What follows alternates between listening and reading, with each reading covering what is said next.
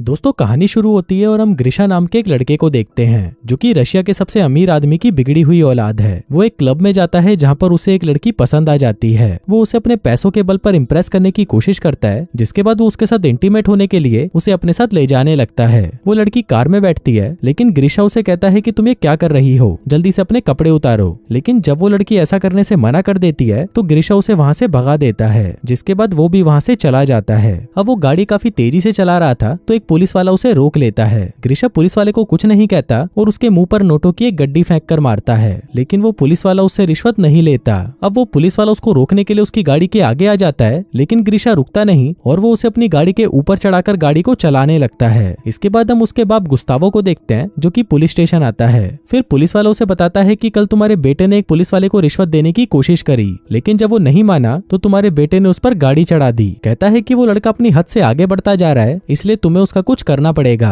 वहीं लॉकअप में हम ग्रिशा को देखते हैं जो कि मस्त लेटा हुआ चिल मार रहा था। कहता है कि मेरे लिए दारू लेकर आओ और मैं यहाँ पर बहुत बोर हो रहा हूँ, तो किसी लड़की को यहाँ पर नाचने के लिए भेजो। फिर गुस्तावो उसे छुड़ाकर बाहर ले आता है और उसे डांटने लगता है, लेकिन ग्रिशा को उसकी बात का कोई फर्क नहीं पड़ता क्योंकि वो भी जानता था कि वो इकलौता है और उसका बाप उसका कुछ नहीं उखाड़ सकता। वहीं दूसरी तरफ हम एक डांस शो देखते हैं जिसकी डायरेक्टर होती है नास्तिया और वो गुस्तावो की दोस्त भी होती है। आगे गुस्तावो उसके पास आता है और उसे कहता है कि मैं बहुत परेशान हूँ, प्लीज तुम मेरी मदद करो। जिसके बाद वो दोनों जॉन के पास जाते हैं जो कि हॉरर फिल्मों का एक डायरेक्टर था। गुस्तावो उसे अपने बेटे के बारे में बताता है और कहता है कि मुझे उसे किसी भी हालत में सुधारना है। जिसके बाद वो सभी मिलकर एक प्लान बनाते हैं। फिर उसी रात हम देखते हैं कि एक कबाड़ी ग्रिशा की लग्जरी कार लेकर वहां से जा रहा था। ग्रिशा उसे देख लेता है और भागकर उसका पीछा करने लगता है, लेकिन तभी एक बेहोशी का तीर आकर सीधा उसकी गर्दन पर लगता है और वो वहीं पर बेहोश हो जाता है। फिर अगले दिन आरतीरम नाम का एक आदमी उसके मुंह पर पानी डालकर उसे उठाता है और उसे कहता है कि मालिक ने तुझे घोड़ा तैयार करने को कहा था, क्या तूने किया? तभी ग्रिशा अपनी आसपास की जगह और अपने कपड़ों को देखता है और सोचता है कि शायद कल रात मैंने कुछ ज्यादा ही पी ली। वो अपने फोन को ढूंढने लगता है और कहता है कि मुझे कॉल करना है, लेकिन तभी वहां पर एक आदमी आता है और उसे गालियां देते हुए उठाकर बाहर फेंकता है। ग्रिशा उसे कहता है कि अभी तू औकात में रह, नहीं तो तुझे पछताना पड़ेगा। वो आदमी कहता है कि कल मैंने तुझे जो घोड़ा तैयार करने को कहा था वो कहाँ पर है? ग्रिशा कहता है कि तुमने कब कहा, और मैंने तो तुम्हें आज पहली बार देखा है। तभी वहां पर उस गाँव का मालिक आता है और अपने बेटे मैक्स को ग्रिशा की गलती के लिए उसे सजा देने को कहता है, जिसके बाद उसकी पीठ पर कोड़े मारे जाते हैं। तभी मालिक कहता है कि मेरी चाय खत्म होने से पहले मुझे मेरा घोड़ा तैयार चाहिए। फिर वहां पर बिली आता है और उसे उठाकर घोड़े के पास ले जाता है। ग्रिशा उसे कहता है कि भाई मुझे बस एक फोन करने दे, और उसके बाद अगर मैंने इन सभी को जेल में नहीं भेजा तो मेरा नाम भी ग्रिशा नहीं।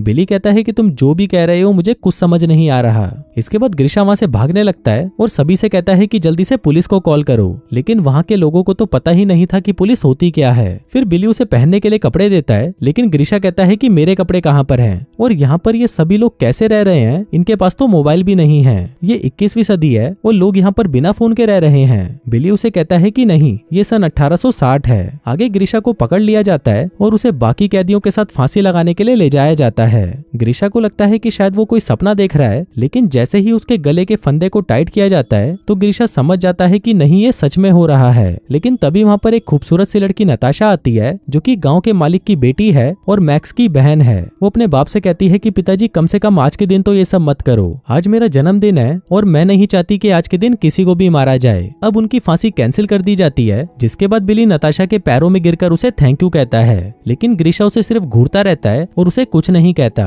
वहीं ऊपर आसमान में हम एक बाज को देखते हैं, लेकिन तभी हमें पता चलता है कि वो कोई बाज नहीं बल्कि एक ड्रोन है जिससे पूरे गाँव पर नजर रखी जा रही है। दरअसल ग्रिशा कभी पास्ट में गया ही नहीं था, बल्कि ये सब तो उसके बाप ने उसको सबक सिखाने के लिए किया था। उसने गाँव में एक सेट तैयार करवाया और यहाँ पर रहने वाले जितने भी लोग हैं वो सभी एक्टर हैं, और ये जो कुछ भी कर रहे हैं या बोल रहे हैं वो सब कुछ स्क्रिप्ट के हिसाब से ही हो रहा है। वहीं पूरे गांव में कैमरा और माइक्रोफोन लगाए गए थे ताकि वो ग्रिशा की सारी बातों और हरकतों को देख सकें। वहीं ग्रिशा बिली को बता रहा था कि अब मुझे सब कुछ समझ आ चुका है। जिस रात को मैं उस कार से टकराया था वो एक टाइम मशीन थी जिसने मुझे वहां से सन 1860 में भेज दिया। वो कहता है कि अगर मुझे वापस जाना है तो मुझे फिर से एक टाइम मशीन से टकराना होगा। वो बिली से पूछता है कि क्या तुम्हारे पास कोई कार है? अब बिली इसका कोई जवाब नहीं देता क्योंकि उसकी स्क्रिप्ट में ऐसा कुछ नहीं था। अब ग्रिशा भी यहाँ पर रहकर काफी बोर हो चुका था और उसे रात को यहाँ पर नींद तक नहीं आती क्योंकि उसे नरम बिस्तर की जगह जानवरों की तरह घास पर सोना पड़ता था। साथ ही उसे खाने के लिए सिर्फ खिचड़ी दी जाती थी और इतने कोड़े खाने के बाद वो घायल भी हो चुका था। उधर ग्रिशा का बाप जॉन से कहता है कि अब मुझे ग्रिशा के अंदर हुए बदलावों को देखना है। फिर अगले दिन जब ग्रिशा खेतों में आराम कर रहा था तभी उसे किसी के रोने की आवाजें आती हैं।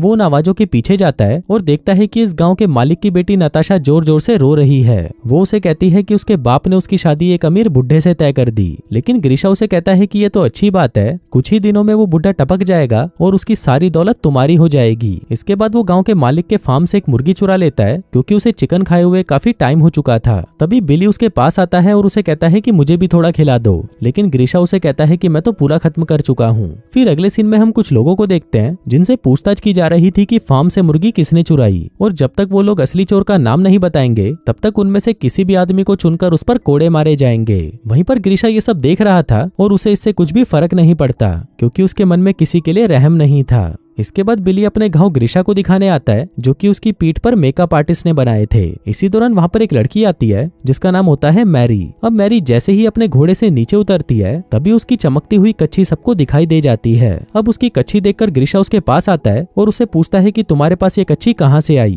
क्योंकि ऐसी कच्छी तो हमारे टाइम में पहनी जाती है। अब ग्रीशा उसकी कच्छी उतारकर उसे देखने की कोशिश करता है जिसकी वजह से मैरी चिल्लाने लगती है और उठकर वहां से भाग जाती है। अब अपने बेटे की ऐसी हरकत देखकर गुस्तावो जॉन पर गुस्सा करता है और कहता है कि मैंने तेरे इस आइडिया के लिए अपने कितने पैसे लगा दिए, लेकिन इस सब से भी मेरे बेटे पर कोई फर्क नहीं पड़ा, इसलिए अच्छा यही रहेगा कि ये सब जल्दी से बंद करो। लेकिन इस पर जॉन उसे कहता है कि सर बस मुझे कुछ और दिन दे दीजिए, मुझे पूरा विश्वास है कि आपके बेटे में बदलाव जरूर आएगा। इसके बाद ग्रीशा मैरी से मिलने के लिए उसके घर आ जाता है, लेकिन तभी मैरी उसे कहती है कि मेरे नजदीक मत आना, नहीं तो मैं तुम्हारा सिर फोड़ दूंगी। तभी ग्रीशा मैरी से उसकी हरकतों के लिए माफी मांगता है और कहता है कि मैंने तुम्हारे साथ गलत किया, प्लीज इसके लिए मुझे माफ कर दो। अब ये सब स्टूडियो में बैठे हुए सभी लोग देख रहे थे और वो ये देखकर बहुत खुश होते हैं कि ग्रीशा को अब अपनी गलतियों का एहसास होने लगा था।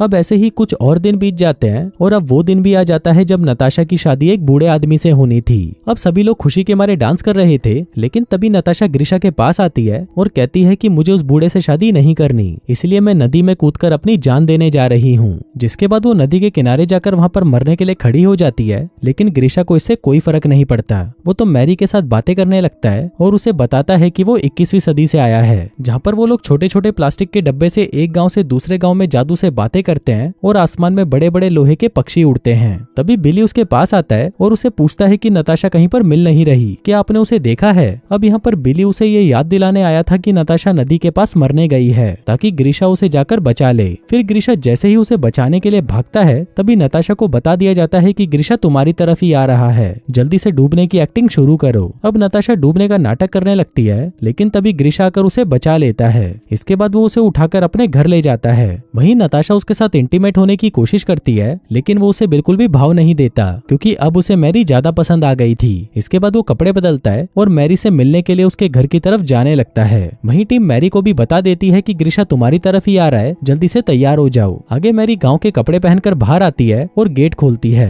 ग्रीशा उसे पूछता है कि क्या तुम मेरे साथ घूमने चलोगी? मैरी उसे कहती है कि मेरे बाप की तबीयत खराब रहती है, इसलिए मैं तुम्हारे साथ नहीं जा सकती। अब क्योंकि ग्रीशा को मैरी से प्यार होने लगा था, इसलिए अब मैरी को भी उसकी प्रेमिका का रोल प्ले करना था। लेकिन इस सब से मैक्स को बहुत बुरा लगता है क्योंकि रियल लाइफ में मैक्स और मेरी गर्लफ्रेंड बॉयफ्रेंड थे और वो ये नहीं चाहता था कि कोई भी आदमी उसकी गर्लफ्रेंड के साथ इंटीमेट हो जाए। लेकिन वहीं पर मैरी चाहती थी कि ग्रीशा में कोई बदलाव आए क्योंकि उसी के लिए तो ये सब इतनी मेहनत कर रहे थे। अब मैरी और ग्रीशा साथ में टाइम स्पेंड करने लगते हैं। वो घूमते फिरते हैं और साथ में काफी इंजॉय करते हैं, जिस वजह से वो दोनों एक दूसरे की तरफ अट्रैक्ट होने लगते हैं। वहीं पर हम मैक्स को देखते हैं जो कि नताशा के साथ बैठकर चाय पी रहा था। वो काफी गुस्से में था क्योंकि वो बहुत टाइम से किसी के साथ इंटीमेट नहीं हुआ था। तभी उन दोनों को एक आइडिया आता है और वो दोनों अपनी ठरक मिटाने के लिए एक अस्तबल में जाकर इंटीमेट हो जाते हैं। उधर ग्रीशा और मैरी भी वहाँ से गुजर रहे थे और तभी वो देखते हैं कि यहाँ पर हो क्या रहा है। वो अंदर जाते हैं और देखते हैं कि मैक्स और नताशा आपस में इंटीमेट हो रहे हैं। अब उन दोनों को इस तरह से देखकर मैरी गुस्सा हो जाती है और वहाँ से चली जाती है। आगे उन दोनों को वहाँ से बाहर बुलाया जाता है और कहा जाता है कि तुम में थोड़ी सी भी शर्म नहीं है क्या? सेट पर तुम दोनों भाई बहन हो। जिसके बाद उन दोनों को वहाँ से निकाल दिया जाता है। फिर उसी रात ग्रीशा और मैरी आपस में बातें कर रहे होते हैं, जिस दौरान वो दोनों एक दूसरे को किस करते हैं। वहीं पर नताशा वहाँ से निकलने के बाद एक न्यूज चैनल के पास जाती है और उनको बताती है कि ग्रीशा को किडनैप किया गया है और उसे कई तरह से टॉर्चर किया जा रहा है। अब क्योंकि देश के सबसे अमीर आदमी के बेटे का किडनैप हो गया था तो पुलिस वाले भी उसकी तलाश में जुट जाते हैं। वहीं ये सब गुस्तावो भी देख रहा था और वो जॉन से कहता है कि अब हमें ये सब बंद करना करना होगा। इस पर जॉन उसे कहता है कि भाई चिंता मत करो, पुलिस वालों को यहाँ पर पहुंचने में 2-3 दिन और लगेंगे और तब तक मैं कहानी का एंडिंग सोच लूंगा। अगले सीन में हम देखते हैं कि गांव में मंगोल आ जाते हैं जो कि लुटेरे होते हैं। अब मंगोल के सरदार को शादी करने के लिए 2 खूबसूरत लड़कियां चाहिए थी, तो वो एक को उठा लेता है। तभी उसका बाप उसे बचाने के लिए आगे आता है, जिस दौरान उसके बाप और एक लुटेरे में लड़ाई हो जाती है। फिर वो लुटेरा उसके बाप की गर्दन काट देता है जो कि नकली होती है। वहीं पर सरदार दूसरी लड़की देखने लगता है और तभी उसे मैरी दिखाई देती है। फिर वो ग्रीशा से उसे छीन कर ले जाने लगता है और सभी लोग ग्रीशा की तरफ देखते हैं कि अब वो उसे बचाने के लिए कुछ तो करेगा, लेकिन वो फट्टू तो वहां से उठकर भाग जाता है। तभी मैरी को उसे चिल्लाकर बुलाने के लिए कहा जाता है, जिस पर वो चिल्लाते हुए ग्रीशा को बुलाने लगती है, लेकिन ग्रीशा उसकी एक नहीं सुनता और वहां से चला जाता है। वहीं सेट पर सभी लोग परेशान हो जाते हैं कि अब वो क्या करेंगे, क्योंकि उन्होंने तो ऐसा सोचा ही नहीं था कि ग्रीशा वहां से भाग जाएगा। लेकिन तभी ग्रीशा उसी घोड़े के पास जाता है जिसकी वो देखभाल किया करता था। फिर वो उस घोड़े को बाहर निकालता है और वापस आता है। दूसरी तरफ वो लोग भी जल्दी से तैयार हो जाते हैं, जिसके बाद ग्रीशा 2 मंगोलियों को मारकर मैरी को लेकर वहां से भाग जाता है। इसी दौरान ग्रीशा को ढूंढते हुए पुलिस वाले भी उस गांव में पहुंच जाते हैं, लेकिन वहां पर उन्हें ग्रीशा नहीं मिलता।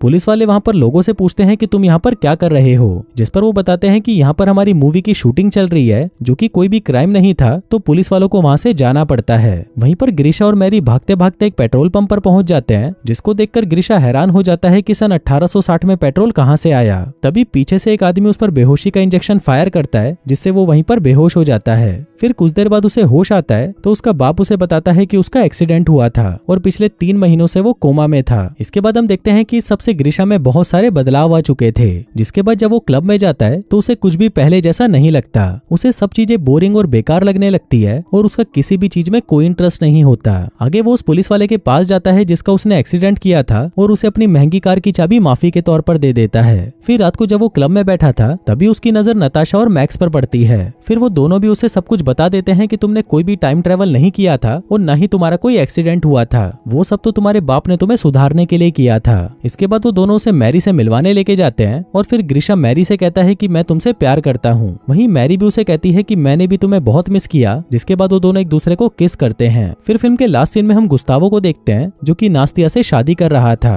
तभी वहाँ पर ग्रीशा भी आ जाता है और उसे शादी की मुबारकबाद देता है, जिसके बाद वो उसे थैंक यू भी कहता है, क्योंकि उसी की वजह से वो एक अच्छा और जिम्मेदार आदमी बन पाया। और दोस्तों इसी के साथ ही ये कहानी यहीं खत्म हो जाती है।